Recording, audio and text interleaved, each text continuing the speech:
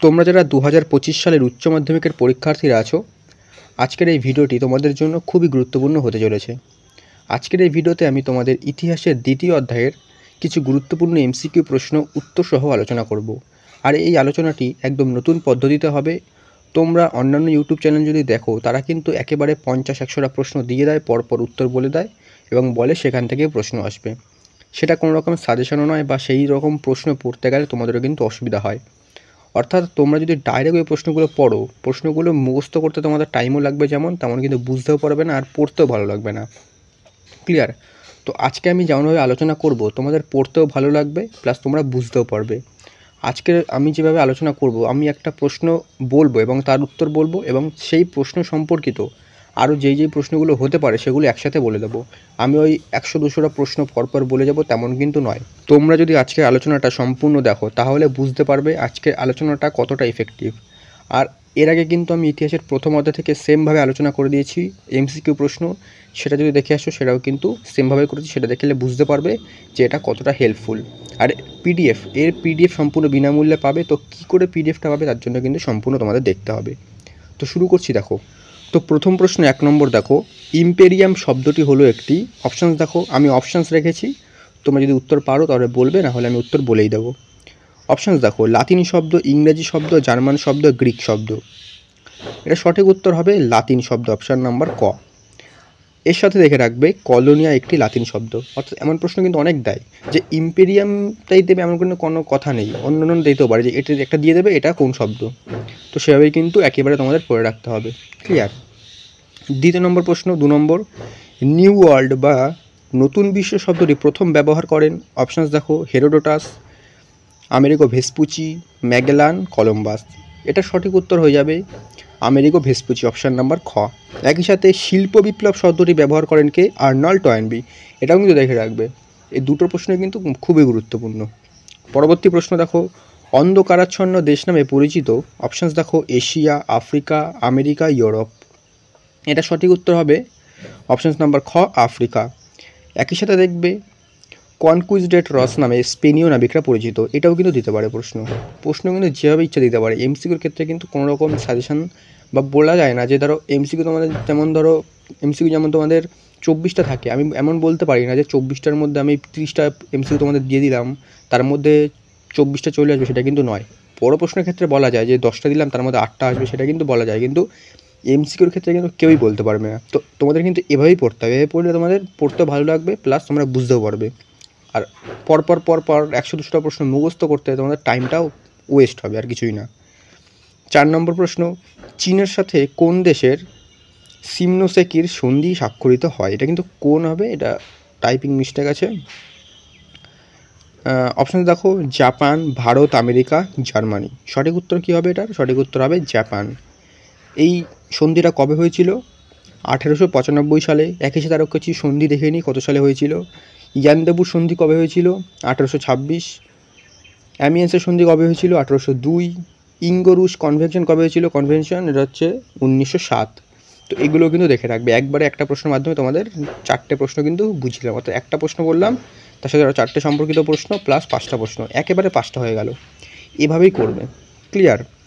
পরবর্তী প্রশ্ন, মুক্ততার নীতি ঘোষণা করেন। অপশানস দেখো, ম্যাথু পেরি, 2 নম্বর ক্যাম্পবেল, নেক্সট চার্লস বেয়ার্ড, না জন হে। সঠিক উত্তর হবে জন হে, অপশান নাম্বার ঘ। একই সাথে কিন্তু দেখবে ওয়েল পলিটিক নীতি, এটা কে ঘোষণা করেন? এটা হবে কাইজার দ্বিতীয় উইলিয়াম। এবং আরেকটা সন্ধি আমি আগেরটাতে দিতে ভুলে গেছি, তো এটা দিয়ে দিচ্ছি। কানাগাওয়ার সন্ধি কবে হয়েছিল? 1854 সালে। পরবর্তী প্রশ্ন 6 নম্বর, ইম্পেরিয়ালিজম আ স্টাডি গ্রন্থটি রচনা করেন কে? অপশানস দেখো, Lord Acton, Adam Smith, David Ricardo, Alfred Marshall. সঠিক উত্তর কী হবে? এটা সঠিক উত্তর হবে অ্যাডাম স্মিথ, অর্থাৎ অপশান নাম্বার খ। একই সাথে আরও কিছু বইয়ের নাম দেখে নিই, গ্রন্থ দেখে নিই যেগুলো কারা কারা লিখেছেন। দ্য অরিজিন অফ স্পিসিস, এটা হবে চার্লস ডারউইন। তারপরে দেখবে গ্রেটার ব্রিটেন, এটা হবে চার্লস ভিলকে। আর history of Africa, JD Fage. এগুলো কিন্তু দিতে পারে, এগুলো কিন্তু পরীক্ষায় দিতে পারে, এগুলো কিন্তু খুবই গুরুত্বপূর্ণ। একেবারে 4টে আমরা গ্রন্থ এবং তাদের লেখকের নাম জেনে নিলাম। পরবর্তী প্রশ্ন, ভাস্কো দা গামা ভারতের কোন বন্দরে পদার্পণ করেন? এখানে কোনটা কিন্তু বারবার টাইপিং মিস্টেক হচ্ছে, তোমরা কিন্তু ঠিক করে নেবে। কোন বন্দরে পদার্পণ করেন অর্থাৎ কোন বন্দরে প্রথম আসেন? অপশানস দেখো, কোচিন, কালিকট, সুরাত, বিশাখাপট্টনম। সঠিক উত্তর কী হবে এটা? সঠিক উত্তর হবে কালিকট, অপশান নাম্বার খ। একই সাথে মার্কেন্টাইলবাদ শব্দ ব্যবহার করেন অ্যাডাম স্মিথ। আমি এগুলো আগে দেওয়া হয়নি, সেগুলো একেবারে এখানে আলোচনা করে দিচ্ছি, তো এটাও কিন্তু পরীক্ষায় দিতে পারে। পরবর্তী প্রশ্ন, সাম্রাজ্যবাদ হলো পুঁজিবাদের প্রত্যক্ষ সম্প্রসারিত রূপ। উক্তিটি কার? এভাবে উক্তিও দিতে পারে। অপশান দেখো, David Thomson, JD. Fage, VI. Lenin না জে.এ. হবসন। সঠিক উত্তর কি? জে.এ. হবসন। একই সাথে কিছু উক্তি দেখে নিই, কে কারা কারা উক্তিগুলো করেছেন। অনুন্নত জাতিকে সভ্য করার দায়িত্ব উন্নত জাতির। এটা কি? এটা করেছেন জুলি ফেরি। নেক্সট, একচেটিয়া ধনতন্ত্রই হলো সাম্রাজ্যবাদ। এটাকে, এই উক্তিটা কে করেছেন? লেনিন। তো এভাবেই কিন্তু পড়বে। পরবর্তী প্রশ্ন, ব্রাজিল স্বাধীনতা পায় কত সালে? অপশানস দেখো, 1831, 1832, 1821, 1822। সঠিক উত্তর কী হবে? সঠিক উত্তর হবে 1822। একই সাথে আমেরিকা কবে স্বাধীনতা পায়? 1873। সপ্তবর্ষব্যাপী যুদ্ধ কত সালে হয়? 1756। বার্লিন সম্মেলন কত সালে অনুষ্ঠিত হয়? অপশান উত্তর হবে 1885। এভাবে কিন্তু কিছু গুরুত্বপূর্ণ তারিখ আমরা দেখে নিলাম, গুরুত্বপূর্ণ সাল দেখে নিলাম। পরবর্তী তোমরা দেখো, কিছু আমি শূন্যস্থান রেখেছি, শূন্যস্থানগুলো একেবারে দেখে নাও। এভাবে কিন্তু শূন্যস্থানও দিতে পারে। রিয়াল পলিটিক নীতি গ্রহণ করেন কে? বিসমার্ক। ওয়েলথ অফ নেশনস গ্রন্থটি কে লেখেন? Adam Smith. নানকিং সন্ধি স্বাক্ষরিত হয় 1842। উদীয়মান সূর্যের দেশ বলা হয় জাপানকে। তো এভাবে কিন্তু পড়বে। তারপরে দেখো, একটা স্তম্ভও রেখেছি আমি, ক স্তম্ভ, খ স্তম্ভ। কানাগাওয়ের সন্ধি আশা করি তোমরা পারবে, আমি আগেই বলেছি। নানকিং সন্ধি, সগৌলের সন্ধি, টিয়েনসিনের সন্ধি। সঠিক উত্তরগুলো কী হবে? একেরটা হবে 1854, দুয়েরটা হবে 1842, তিনেরটা হবে 1858 এবং চারেরটা হবে 1861। তো এই ছিল তোমাদের দ্বিতীয় অধ্যায়ের গুরুত্বপূর্ণ কিছু প্রশ্ন। আমি কিন্তু রিয়াল মানে যদি দেখো, আমি কিন্তু 9টা প্রশ্ন রেখেছি, কিন্তু 9টা প্রশ্ন আলোচনার মাধ্যমে আমি কিন্তু তোমাদের 20-25টার বেশি, 30টার মতন কিন্তু প্রশ্ন আলোচনা করে দিলাম।